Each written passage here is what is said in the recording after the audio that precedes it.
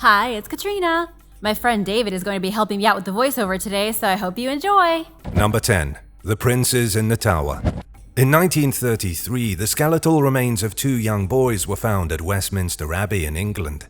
The skeletons were instantly intriguing because they appeared to be the hidden remains of two princes who were allegedly murdered in the 15th century. This story takes us back to the Tower of London in the days of King Edward IV and Queen Elizabeth. Edward's only sons were Edward, who was in line to be king, and Richard of Shrewsbury. These two young boys were only 12 and 9 at the time of their father's death in 1483. Their uncle Richard, the Duke of Gloucester, locked the boys in the Tower of London prior to little Edward's coronation. But before the young king could ever wear the crown, he and his brother were declared illegitimate. The Duke became the king, and the two children were never seen again. They were last sighted in the tower, and historians generally agree they were assassinated to make room for the new king.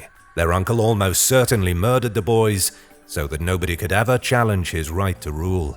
But up until the bodies were found, there was no real proof of this. The boys had simply vanished. Now it looks like they were indeed murdered, and that the new king, Richard III, had them buried in a wooden box. Number 9. Ramses III. Ramses III ruled ancient Egypt from roughly 1187 BC until 1156 BC. He is considered one of the greatest rulers Egypt ever had. During his 30 years of rule, Egypt was nearly destroyed by the mysterious seafarers known as the Sea Peoples. These people brought ruin to the ancient world, pillaging coastal cities throughout the Mediterranean and helping to usher in the end of the Bronze Age. They toppled every mighty empire they came up against until Ramses III stopped them. He put an end to their land invasion, crushing them in a mighty military victory. He even lured their navy, which was arguably the best the world had ever seen at that point, into a trap and squashed them. The brilliant pharaoh also fought off 2 invasions from Libya, and all of this while refurbishing religious sites, encouraging trade, and remaining popular with his people. But Ramses III was not popular with everyone. Although he tried to keep his civilization running, the economy was deteriorating. It was during his reign that history's first documented labor protest happened when tomb builders walked off the job following a payment dispute. Food production was marred by unfavorable weather, and corruption had spread through all branches of his government. It was a terrible time to be the ruler of Egypt, and Ramses did his best to see things through. But it wasn't good enough, and he was killed following a brutal assassination plot cooked up by his second wife, T. T wanted Ramses dead so that her own son could be the new pharaoh. With the help of over a dozen members of the pharaoh's personal harem, a military captain, a butler, and the head of treasury, they murdered Egypt's king. He was ambushed by multiple assailants with different weapons. CT imaging of his mummy has shown that he was cut to pieces. He had his big toe slashed off, and his neck was sliced. Researchers believe somebody snuck up on him from behind, while another attacked him with an axe from the front. He never stood a chance. As for T, she was also killed. She and the other conspirators were found out, her son never became pharaoh, and they were all put to death. Number 8. The Prehistoric Prince. In 1877, archaeologists uncovered the remains of a prehistoric prince dating all the way back to 1940 BC. They nicknamed him the Prince of Helmsdorf, a mysterious man who lived long ago in what is now Germany. Nearly a century and a half after his remains were found, archaeologists took a new look at his body. They used modern forensic techniques to discover that the mysterious prince may have been the first political assassination in human history. Frank Ramsthaler from the University of Saarland and his team took a close look at the prehistoric prince and discovered 3 fatal injuries. The prince had been stabbed by a large dagger at least 3 times in vital areas. However, he may have been stabbed even more times, potentially by a whole group of assassins. What's really interesting is that the points of impact were the exact points where Roman gladiators aimed to kill their enemies.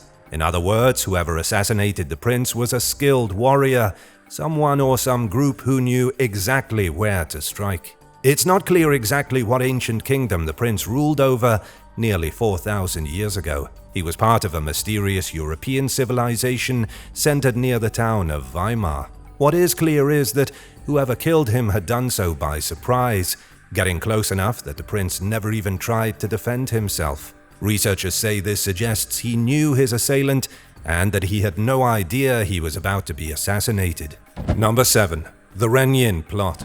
The Renyan Plot occurred in 1542. At this time, which was during the Ming dynasty, the Jing emperor born Zhu Hukong was an absolute weirdo. He was obsessed with discovering an alchemical elixir that would prolong his life. He became absolutely crazy about alchemy and started mixing concoctions using the menstrual blood of virgins. He had a harem of young girls at his palace aged between 13 and 14. He would feed these girls nothing but mulberry leaves and rainwater, which he believed kept their blood pure. When these girls became sick from their poor diet, the emperor would throw them away and let them die. In response to this heinous behavior, the women started plotting his assassination. 16 girls kept at the emperor's palace pretended to wait on him one day, catching him in a moment of weakness. As he was presumably naked and vulnerable, the women tied a rope around his neck and tried to strangle him. But the emperor was a beast of a man and fought back, and one of the conspirators lost their nerve and called for help. The emperor survived the attempt, and the would-be assassins were sentenced to death by slow slicing. What do you think would have happened if the girls did manage to kill the emperor? Tell me in the comments below, and hit subscribe while you're at it. Number 6. Hipparchus' love triangle.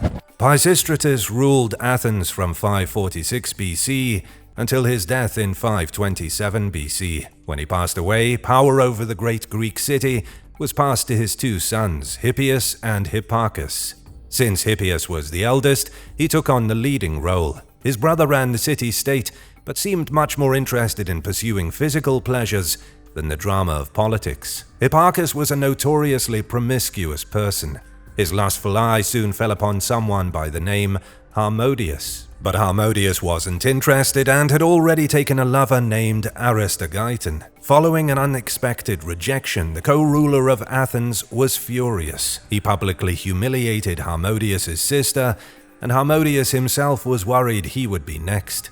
And so Harmodius and Aristogiton cooked up an assassination plot. They wanted to kill Hipparchus before he had a chance to kill them. But during their plotting, they decided to topple the whole regime. They figured out a way to kill Hipparchus and his brother Hippias and every other person related to them. They struck at the feast of Panathenea in 514 BC, but their wicked plan turned out to be a bust. The conspirators failed to assassinate Hippias, the elder brother, but did manage to pin Harmodius against a wall and stab him to death. Unfortunately, Harmodius was killed in the attempt, and Hippias was so furious that he had every other conspirator tracked down and brutally tortured. He then continued to rule as the tyrant of Athens for 4 more years, up until Sparta showed up and liberated the city. Number 5. Julius Caesar and the fall of Rome. The assassination of Julius Caesar triggered the death of the Roman Republic. The Roman Republic was 500 years old when Julius Caesar stood before the Roman Senate in 44 BC and declared himself king. But the Republic had been dying a slow death in recent years. Wealth inequality had driven the people into a fury, politicians were corrupt, and civil war was breaking out in all corners. Caesar saw the solution clearly. He needed to eliminate the Senate and take the throne as the one and only autocratic ruler of Rome. Caesar was smart about it too. He slowly took control of the treasury, made himself popular with the army, stamped his face on coins, and rumor had it, he would soon declare himself king. In 44 BC, that was exactly what he did.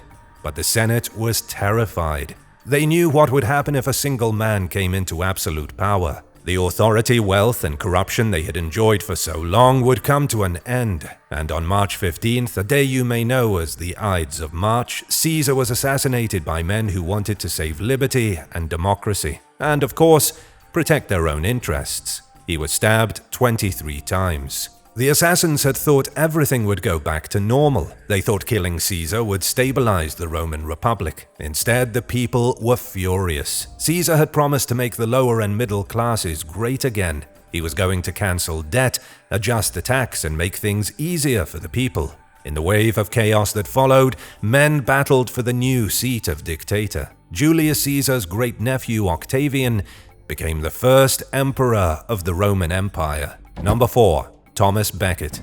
Thomas Beckett was the Archbishop of Canterbury from between 1162 and his sudden death in 1170. He's considered a saint and a martyr because of his battle with his close friend King Henry II over the rights of the Church in England. Thomas was destined to be a man of great holiness from his birth. He was born in London on December 21st, the feast day of St. Thomas, one of Jesus' 12 apostles. He began his adulthood as a merchant, grew quite wealthy by the 1120s, and managed to get himself a prestigious position with Theobald of Bec, who was the Archbishop of Canterbury before him. He became such good friends with Theobald that Theobald named him Archdeacon of Canterbury. In 1162, when Thomas rose to his most prominent position in the church, he began to quarrel with King Henry. The issue was that Becket demanded the church have more jurisdiction over itself, saying the king had no right to boss around the men of God. For 8 long years, Thomas was a thorn in the side of the king. Then, in June of 1170, 4 knights showed up in Canterbury and hacked him to pieces inside his own cathedral as he clung to a pillar and prayed. Number 3. Philip II of Macedon. The assassination of Philip II of Macedon is considered the boldest in recorded history. In the year 336 BC, Philip was at the height of his power. He had conquered the Greeks and was planning to rally one of the largest armies the world had ever seen.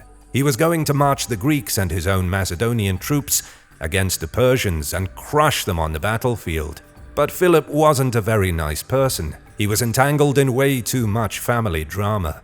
His first wife, Queen Olympias, was Alexander the Great's mother, but Philip discarded her like a bag of trash, publicly humiliated her, and then married a different woman named Cleopatra. He humiliated Alexander as well, and insinuated that Alexander would never be the king of Macedonia. Furious, Queen Olympias plotted his death. Some historians believe Alexander himself may have been involved.